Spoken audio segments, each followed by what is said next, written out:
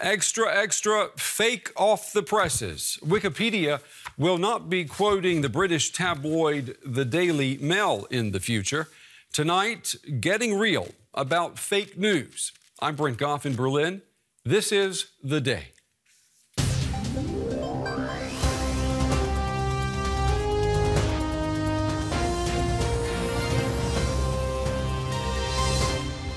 I would just say that story was so riddled with inaccuracies and lies.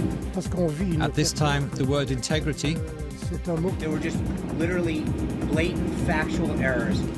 is losing all meaning for our politicians. Can we learn from Donald Trump? My answer is yes. It's just from top to bottom, it made up stories that just don't exist. What's come to light drowns out lots of other things. You'd start at the top. I don't think the president owns a bathrobe. He definitely doesn't wear one. Through baseness, defamation, and fake news. They're on their pedestal, and I think they can't see what's really happening in the country. That is literally the epitome of fake news. Also coming up, the stars of the silver screen on the red carpet. Tonight, the Berlin Film Festival begins, and we will take you there. That's coming up in about 15 minutes. We begin the day with going on the record to keep the story fake-free. Today, the editors at Wikipedia voted to no longer use any articles from the Daily Mail as a source. Now, the British tabloid has been under scrutiny for what Wikipedia says is poor fact-checking, sensationalism, and downright fabrication of facts, fake news.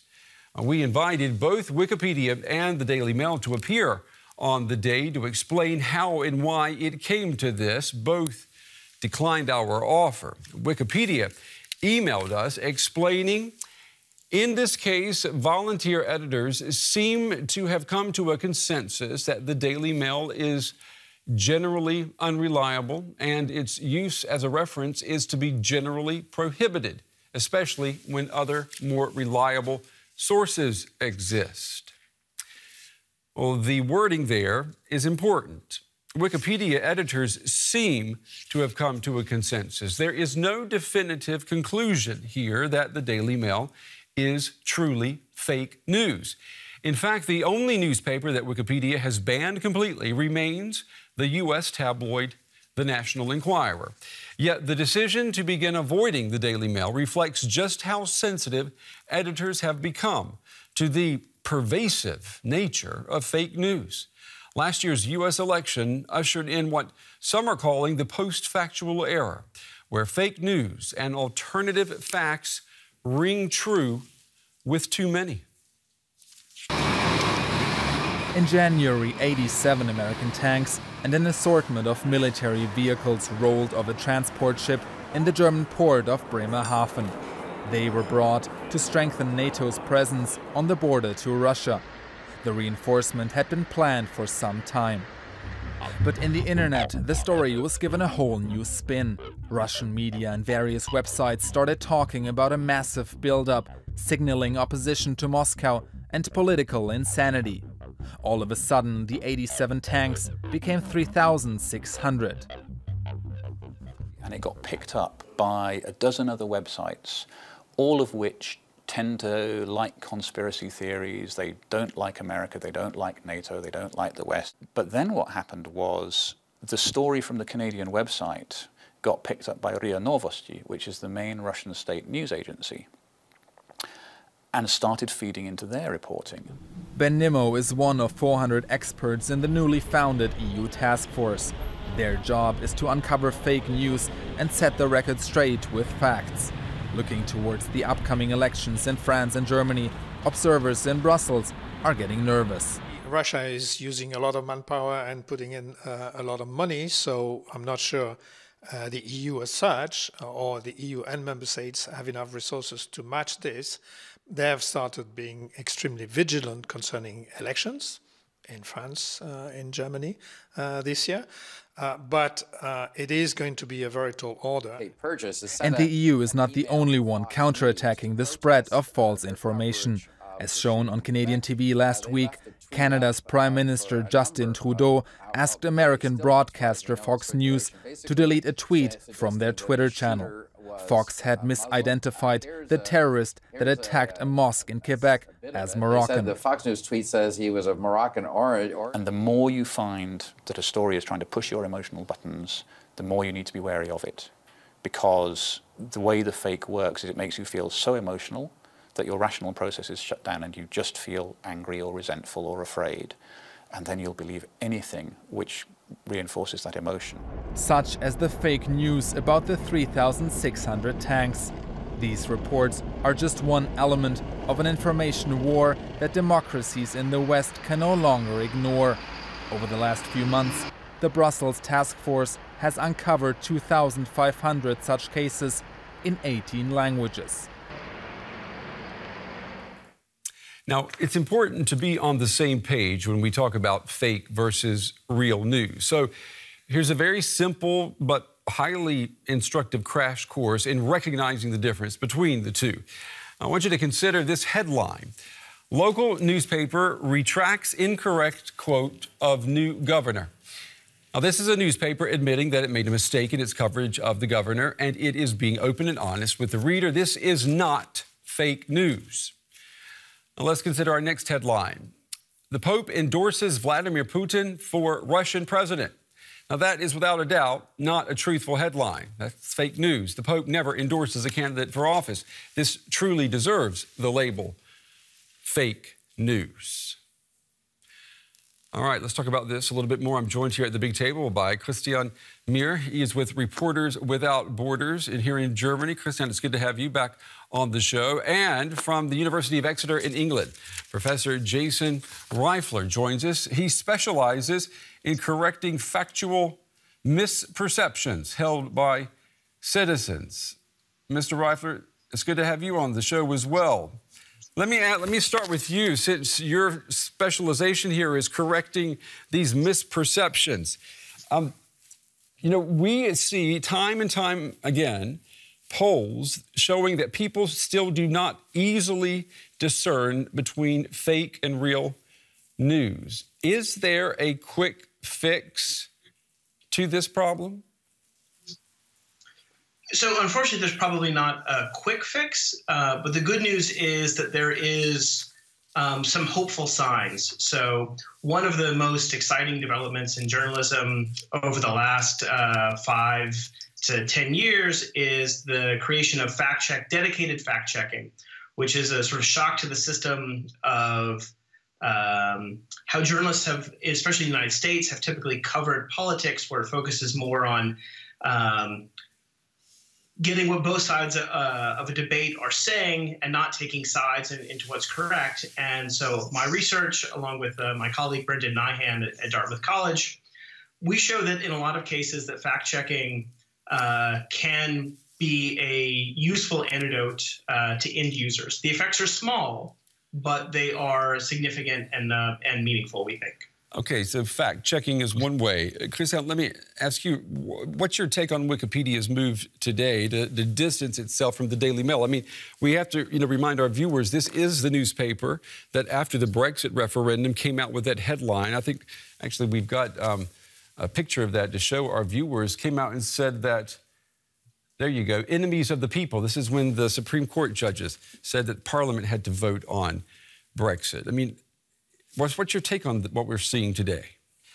Well, I think from an organizational perspective, from Reporters Without Borders, I'm not sure if this is a case for us, talking about Wikipedia. But of course, I think it highlights the problem which we actually have, that it's difficult to differentiate between false news or fake news, how it's called today, and reality. Mm-hmm. And it reflects as well in a very good way how to define it, because the current discussion has one tipping point, and this is actually how to define what's real and what's false. And I think in this decision by the community of Wikipedia, you really see the problems and the challenges, how to define it. Yeah, because, I mean, they weren't definitive in their decision. They didn't use the word ban. And the Daily Mail is just one of many tabloids or even maybe respectable newspapers that still may have hints of fake news in them. So is this really going to make a difference? Yeah, I think you see the problem in how they define it, because they talk about reliable sources. But in the end, what's reliable, what's not reliable from the news perspective and press freedom of expression perspective, I think this is actually the difficulty, that someone tries to define what's reliable, what's true, what's false. And I think the discussion currently on definitions, I think really this has the challenge that someone wants to define, and this is actually difficult, and I think it's not actually, one cannot really see what means reliable in this decision. There is a majority opinion of the Wikipedia community, but this is really just a majority. If the majority decides like this, I'm not sure if this is really good. I mean, that's a good point. But you also talk about, how do we label things? And I'd like to ask, both of you gentlemen to consider what we heard today from the head of the Munich Security Conference, Mr. Wolfgang Ischinger, talking about attacks being made on the media. Take a listen to what he said. We're seeing serious attacks on the work of the media. If Washington says that the situation in Europe is so bad that European media refuse to report on terror attacks, such as the one against the Berlin Christmas market, then if I were a journalist, I'd feel that my pride was hurt. Yeah, I mean, I think a lot of journalists would say that our pride was hurt. Professor, what about the fact, though, that it's not true, that we have, in this case, the U.S. president saying that we're not covering stories that we should be, or trying to cover them up, or not covering them enough, when that's just not true? I mean, what do you do then about how the public perceives that? Well, I think part of the response there, and part of the thing that the journalists, I think, can take some pride and solace in, is if you look at Donald Trump's approval ratings, that they started the lowest a new president has ever had, and they have declined at the most rapid rate that a new president has ever had. So I think that the public is responding to the totality of his administration, what he's saying, what he's having his surrogates say. Now, it's not all tied just to his attacks on the media. Obviously, the immigration ban and the attacks on other institutions like the judiciary also matter. But I think that we can see how the public is responding, and we can see that people understand that this is over the top. Not everybody, but large enough segments of the public. And the Trump administration probably doesn't sufficiently understand how much it needs the press on its side, and how, as of right now, how not against the Trump administration it is. And what about the protests? Is responding. Yeah. I mean, what about the protests, though? Are you satisfied? Are you satisfied, though, with the level of protest on that side of the Atlantic when it comes to these attacks being made on the media that are not true? Certainly, I wish that there was more ability to push back on all of the things that the Trump administration is saying that are of dubious quality. It's hard to push back. There's so much that is inaccurate or misleading coming from the White House right now that it's difficult to push back on absolutely everything. On everything. Christian, what about the role of social media? Facebook, for example. I mean, we have the numbers that prove that if people do go to fake news, most of the time they get it from social media. They're not getting it from a newspaper's website. Yes, of course, that's a problem. But what we know as well, we have as well numbers that there's still a high credibility of traditional media brands. And I think one problem which we face and which is not discussed, I think, is that we really have the more serious problem is actually the lack of trust and the decreasing trust into these traditional brands, because there's so far no empirical evidence that really there's a one-dimensional impact of any fake news, right. and that's why I think. Well, they're being attacked all the time, though, right? I mean, isn't that what we're hearing when Lügenpresse? You hear that word here in Germany, the lying press. Yeah. But it's getting. I think that we have to talk about Facebook. I actually this afternoon I had a long conversation with management people of Facebook. But I think the responsibility of them is that it's more visible, this fake news, it lies, and they have a responsibility for disseminating and letting circulate this. And we have a lack of transparency of their algorithms, which help to that's how they make their money, which help to disseminate. And I think that's a problem much more than actually the actual fake news as such. I mean, that is interesting, and they don't want us to see the algorithms or touch the algorithms because that's how they make their advertising money as well. What about the news diet?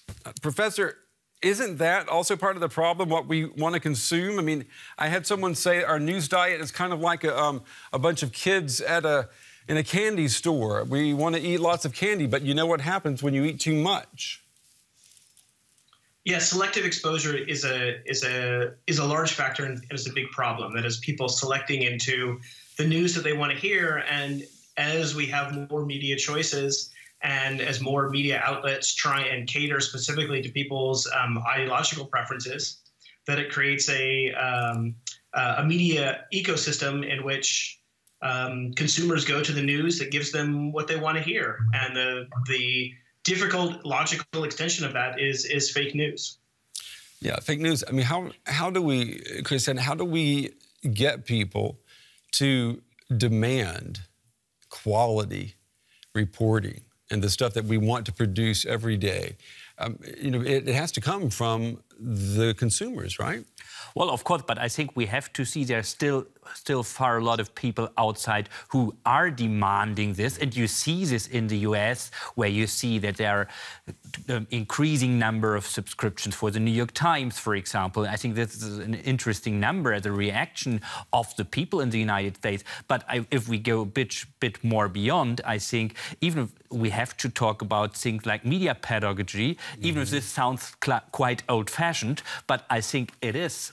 Yeah, I mean, you have to learn it somewhere, what's good for you and what's not good for you.